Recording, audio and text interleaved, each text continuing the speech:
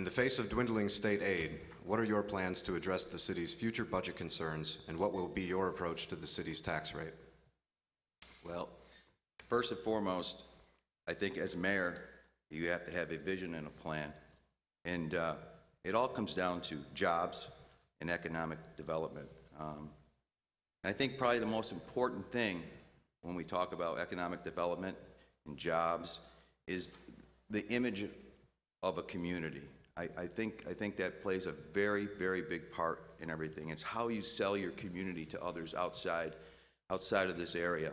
You know, we talk about the mayor is probably the best salesman the city has.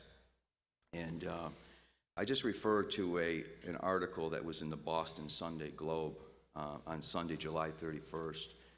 And it depicted North Adams as one of the poorest communities in western Massachusetts. And the mayor was asked where the financial efforts of the city was at between good to horrible. And he says we're a little less than horrible. And if we were or we're not, it's just an image that I think the mayor needs to stand up and say, listen, we've been through our challenges.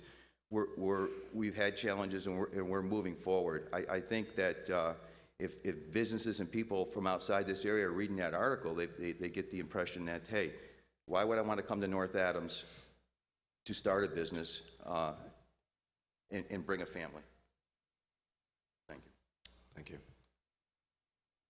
I'll address specifically that concern about the financial condition of the city, and I will not apologize for the comment that I made in the Globe. And in no uncertain terms did I make it with any kind of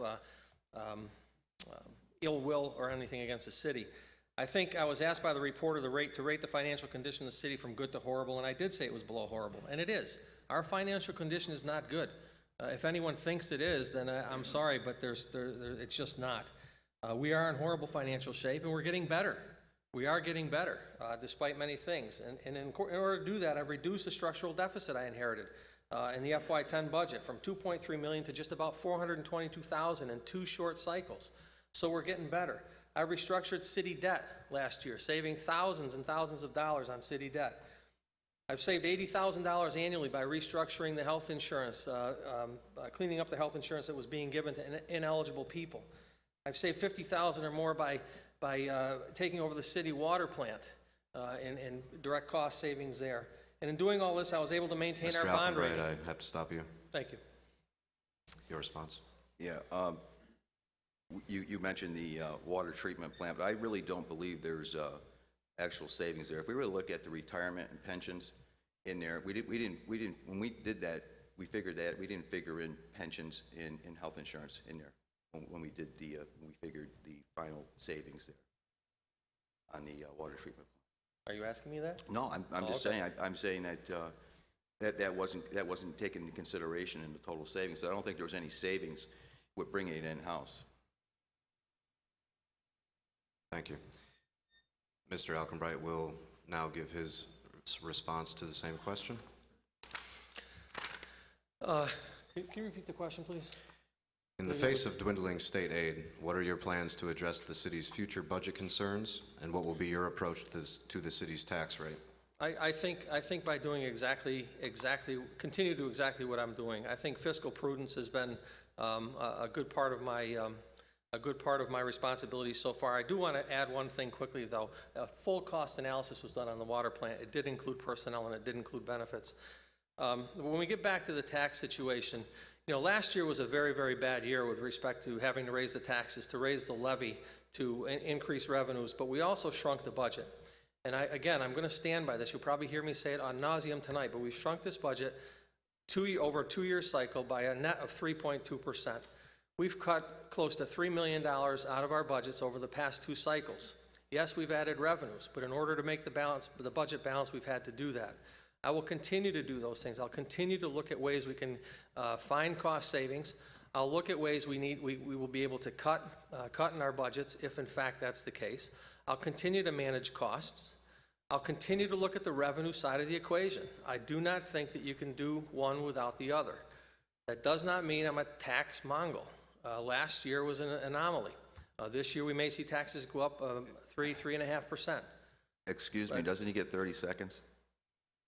Not No, 2 minutes? I'm answering the No, question. minute? It's the I format apologize. is The taking rebuttal turns. is 30 seconds, correct? It's not a rebuttal. The format is I get the taking question. Oh, okay. the question to his, and we My repeat apology. the My same back apology. and forth. How much time did I have? 45 seconds left.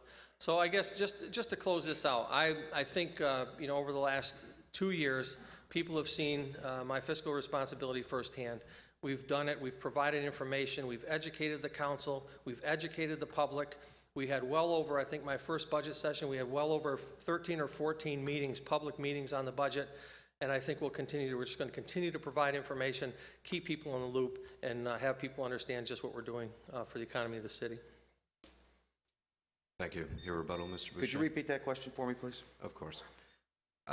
It's a rebuttal to what he has just responded to. In the face of dwindling state aid, what are your plans to address the city's future budget concerns, and what will be your approach to the city's tax rate? This is your 1-minute rebuttal to Mr. Alcombright's following response.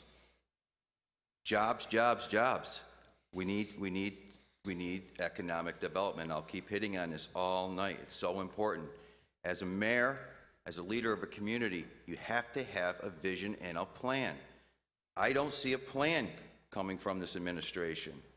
I put forth, in our kickoff, we put forth a plan for this city. And part of this plan was the revitalization of the Mohawk Theater for a for-profit organization to tap the $2.2 million in historic tax credits. We talked about developing the Monument Square Business District, which encompassed the reusing of the vacant churches in Conti Middle School. It'll provide new jobs, new business, and it'll preserve the historic properties in that area. Very, very important. Thank you. Your response, Mr. Alcombright? Well, if we look directly at jobs, I just want to use this. I think you quoted the Boston Globe. I believe it was on August 9th or August 2nd, the North Adams Transcript, where they reported, Councilor Boucher, we had 110 jobs on the hook coming from WCW over in Hoosick Falls, a mattress manufacturer. Mr. Boucher basically said that we announced it too quickly.